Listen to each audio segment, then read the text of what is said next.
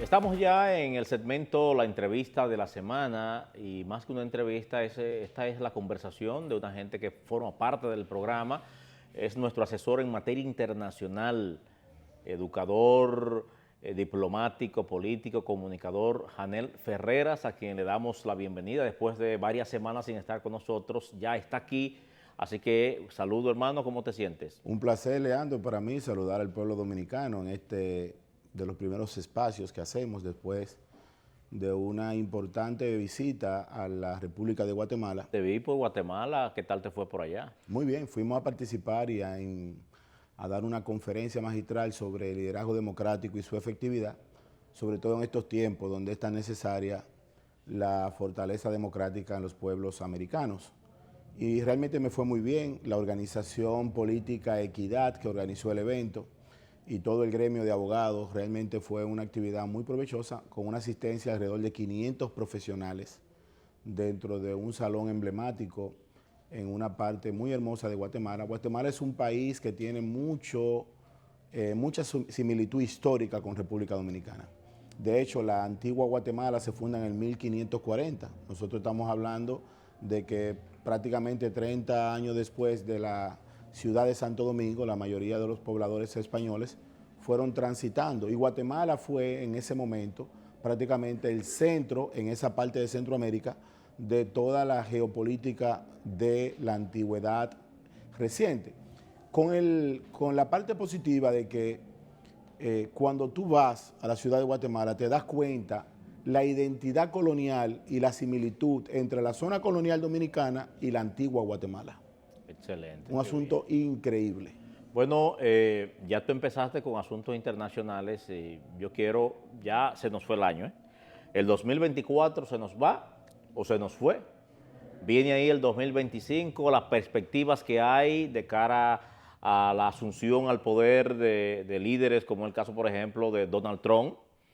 Me gustaría que tú me hicieras una panorámica de qué nos espera en el 2025 tanto con Donald Trump, Maduro, que es una situación, es un dolor de cabeza en la región, lo mismo que la situación de Haití y República Dominicana, ¿cómo no? Mira, los que le dan seguimiento de forma permanente a este prestigioso programa tienen que saber de que en un hilo secuencial de la mayoría de las opiniones al respecto, nosotros dijimos aquí meses atrás que la llegada de Donald Trump iba a cambiar el sistema geopolítico global. Donald Trump gana las elecciones con una victoria aplastante, sin ningún tipo de dudas, terminó ganando los 7 estados bisagras o los estados péndulos y realmente obtuvo la mayor cantidad de apoyo del voto latino, que era de esperarse, aunque la mayoría de la opinión en esta narrativa internacional decía todo lo contrario. Y yo le decía a usted aquí en este espacio de que independientemente de lo que digan los medios internacionales... Hiciste una predicción exacta, pero, que yo incluso veía, yo creo que se está arriesgando demasiado. Tú decías, solamente la muerte evita que Donald Trump sea presidente. Y efectivamente así fue. Solamente la muerte podía evitar la llegada de Trump. Incluso pienso que el servicio secreto de Estados Unidos tiene que doblar la vigilancia a esa primera magistratura.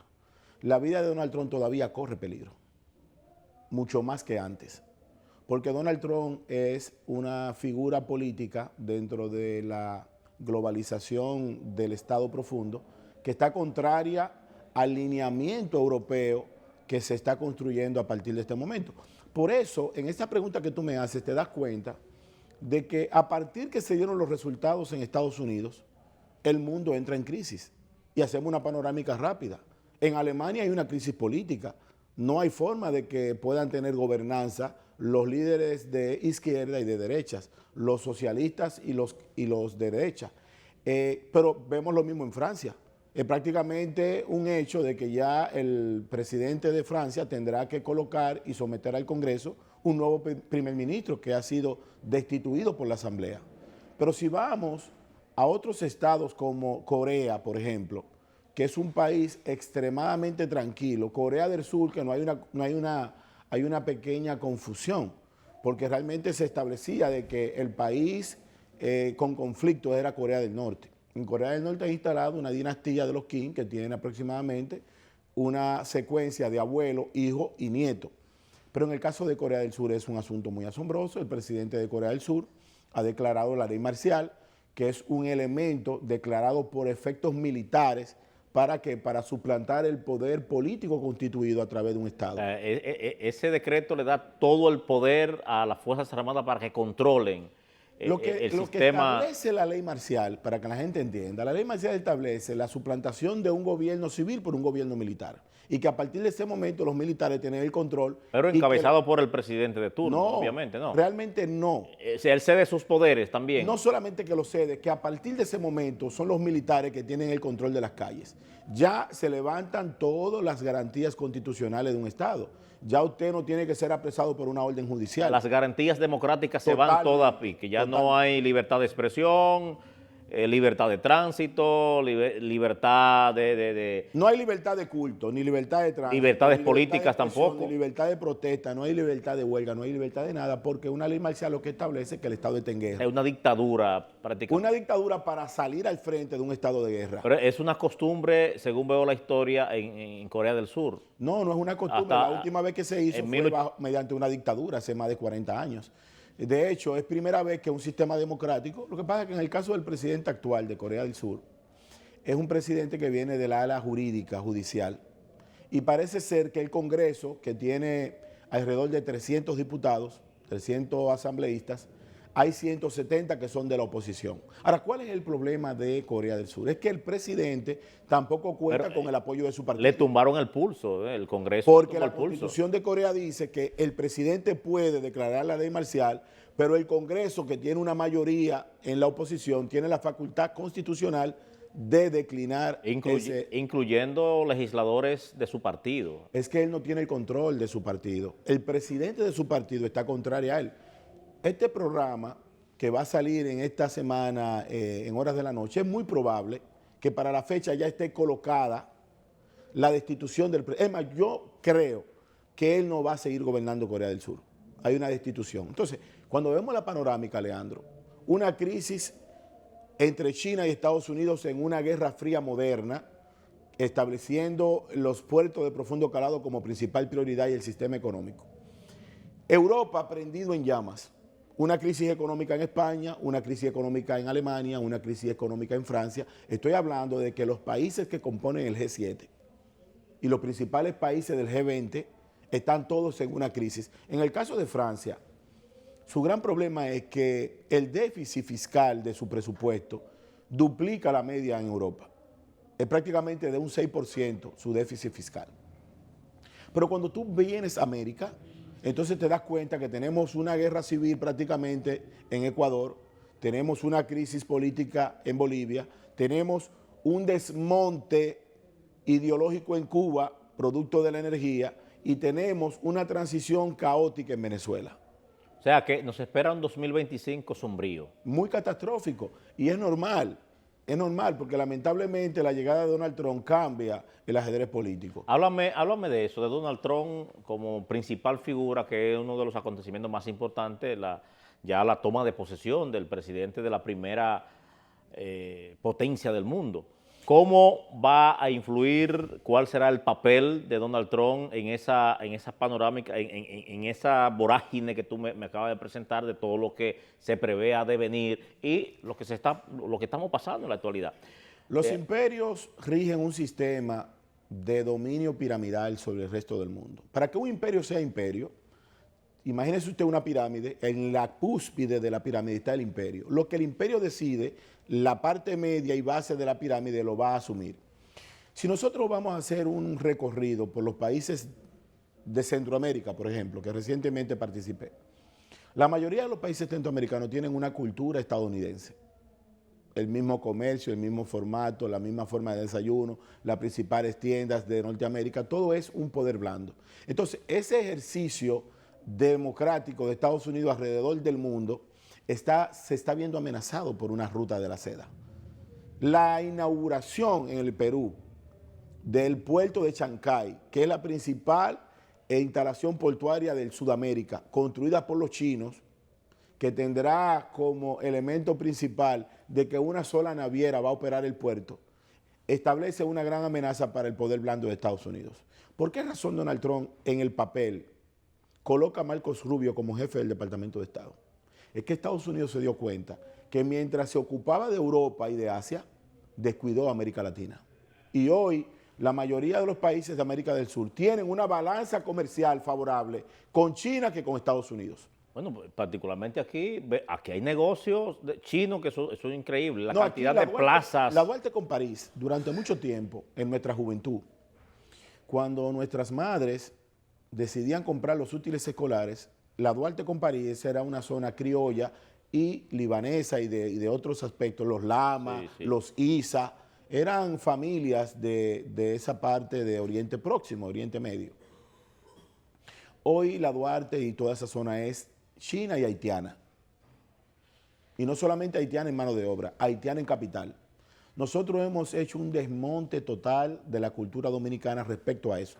Y eso sucede en la mayoría de los pueblos. En las grandes provincias de la República Dominicana, en todas, desde Nagua hasta Neiva, Sí, sí. hay una tienda grande china que vende desde redecillas hasta champú. Y lo grande es que la mano de obra es haitiana, ilegal. Exacto. Y O sea, que es una situación que creo que las autoridades deben ponerle atención a esto, ¿eh? Y en algunos restaurantes se da la mala costumbre, la mala práctica de que no quieren cobrar con tarjeta de crédito. Eso también es para evadir compromisos Y fiscales. muchas tiendas de ellos también no aceptan, no aceptan tarjeta. Es tarjetas, o efectivo. sea, que están totalmente, incluso no pagan impuestos, muchos de ellos. Y como el comercio va a determinar la cultura de los pueblos en el sentido del poder adquisitivo, si tú vas a comprar un vehículo en $100,000 y yo te vendo otro en 60,000 con la misma característica, tú vas a decidir por el de 60, porque tú vas a apostar a tu bolsillo. Entonces, en ese juego económico, hoy se enfrentan dos grandes potencias. Una competencia China, desleal totalmente. pero eso Trump establece la paridad de aranceles a esos países que van a hacer comercio con China. Pero eso es parte del juego de geopolítica. Ahora, se le hará muy difícil a China controlar la cultura norteamericana desde un aspecto económico solamente. Porque aquí se determina mucho la cultura, Leandro. Todavía los dominicanos y la mayoría de los latinoamericanos no saben lo que es la Navidad china. No reconocen lo que es la cultura china. Nosotros nos servimos de su comercio, pero no hemos asumido su cultura. Entonces, la democracia, valga la redundancia de la conferencia, es fundamental para nosotros mantener la humanidad en paz. Porque la democracia está demostrada que es el modelo político de mayor alcance en el territorio de cualquier estado. Los dictámenes dictatoriales, los regímenes dictatoriales no son buenos para la población.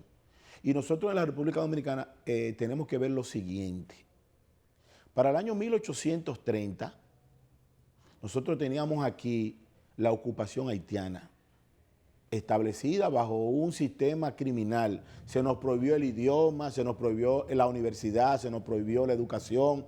Por eso la sociedad secreta, la trinitaria, la filantrópica y la dramática eran secretas, porque había que una persecución total, Leandro, de todos los componentes culturales de la hispanidad criolla. Pero para el 1930, 100 años después, también había una ocupación haitiana en el territorio. Por eso Trujillo en el 37 produce lo que es el corte del 37, la matanza. Estamos apostando y viendo que 100 años después, para el 2030, tenemos la propia invasión haitiana. O sea, date cuenta cómo 100 años después nosotros tenemos la misma situación. Por eso a mí me preocupa de que en la República Dominicana, en el porvenir, y estamos cumpliendo 100 años de la llegada de Trujillo, para el 1930 hasta el 2030, nosotros podríamos ver en la sociedad dominicana la llegada de un perfecto desconocido a la primera magistratura. Háblame qué va a pasar en Venezuela. Mira, en Venezuela... ¿Va a asumir Nicolás Maduro o la oposición? No, Maduro no va a gobernar un nuevo periodo.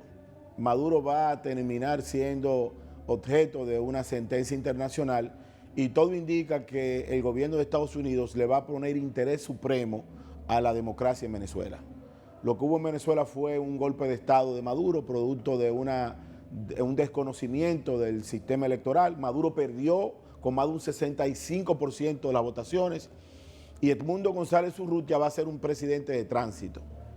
En Venezuela se va a abrir la ventana después de 25 años de socialismo, y yo pienso que se van a dar los pasos suficientes para que ese territorio, que es hermoso, rico en minerales, rico en petróleo, rico en playas, en producción agropecuaria, vuelva a formar parte de esa red democrática latinoamericana. Con la caída de Maduro termina también el gobierno de Cuba. Entonces definitivamente se va Maduro. Claro, Lo vi ahí con un mensaje de concordia, de reconciliación, todo parece indicar dirigido a la República Dominicana. no, eso es una ¿Será que construcción. quiere un acercamiento con el gobierno dominicano? Él no tendrá acercamiento con ningún gobierno que esté alineado al gobierno de Estados Unidos. Porque Estados Unidos, repito, nuestra diplomacia es una diplomacia diferida. ¿Qué significa eso? Nosotros a veces no tomamos decisiones de soberanía nacional respecto a la diplomacia, y no es problema con eso. El mundo tiene dos grandes bloques, el G7 y los BRIC. Nosotros estamos alineados con un bloque. Independientemente de que tengamos diferencias con nuestra línea fronteriza, nosotros pertenecemos a un bloque geopolítico. Y ese bloque geopolítico es contrario a Venezuela y al sistema dictatorial de Nicolás Maduro. Nos vamos ahora a Haití. El 2024 pensábamos que las cosas iban a mejorar sustancialmente en Haití con la llegada de las tropas kenianas y otras ayudas y otros militares de una serie de países que se comprometieron a contribuir y a colaborar. Lamentablemente no ha sido así y todavía allí se mantiene el régimen, podríamos decir, la mano dura de las bandas. Tienen el control de Puerto Príncipe, por ejemplo. Entonces me gustaría que tú nos hablaras con relación a eso. En el 2025 mejorará la situación haitiana, ahora con un nuevo primer ministro que está al frente. Mira, todo lo que ocurre en Haití, Leandro, es una construcción de una reingeniería social. Todo eso es falso. Todo eso está conectado con la muerte de Jovenel Moïse. Lo único que procura esa desestabilización haitiana es la fusión con el territorio dominicano. Y la están logrando. Y no la están logrando con un asunto de que seamos haitianos o ellos dominicanos, no. La estamos logrando con la normalización de la haitianización en el territorio nacional. Mira, si tú vas a un centro médico, ya vas a encontrar privado médicos haitianos dando consulta, enfermeros haitianos poniendo inyecciones. Si tú vas a un mecánico, vas a encontrar un mecánico haitiano y un ayudante haitiano.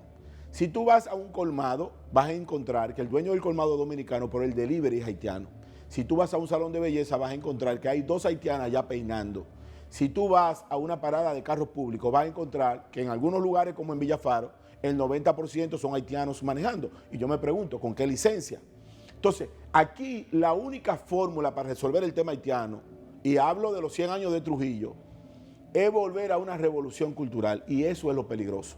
Si el pueblo dominicano es el que tiene que dar respuesta a la invasión haitiana, entonces no habrá seguridad para nadie, porque lamentablemente los haitianos se comportan como una población primitiva. Allí en Loma de Cabrera, precisamente en esta semana, una familia de haitianos provocó una tragedia en la ciudad porque empezaron a cortarse entre machetes y cuchillos. Y la cultura dominicana, Leandro, es diferente. Nosotros tenemos una cultura de vecindad, de buenos días, buenas tardes, de pasarse la comida, de tener unidad. Tú conoces los vecinos donde tú vives. Tu familia conoce los vecinos anteriores. Te cuidan, te dan un consejo. Los haitianos no conocen de eso. Finalmente, ya aterrizando en República Dominicana, los principales retos para el 2025 del presidente Luis Abinader. El presidente Abinader tiene que seguir consolidando su sistema democrático interior. Él tiene que seguir fomentando esa característica que le ha acompañado durante su gestión, no solamente en este periodo gubernamental, sino en el primero, que es la transparencia ética del Estado dominicano. Él ha sido un presidente eficiente en el manejo de la cosa pública, él no ha sido un presidente corrupto ni ha permitido la corrupción. Todo aquel que se salga de ese redil tendrá que responder a la justicia. Y yo pienso que al presidente le conviene, y al país le conviene, una revolución total en el tren gubernamental.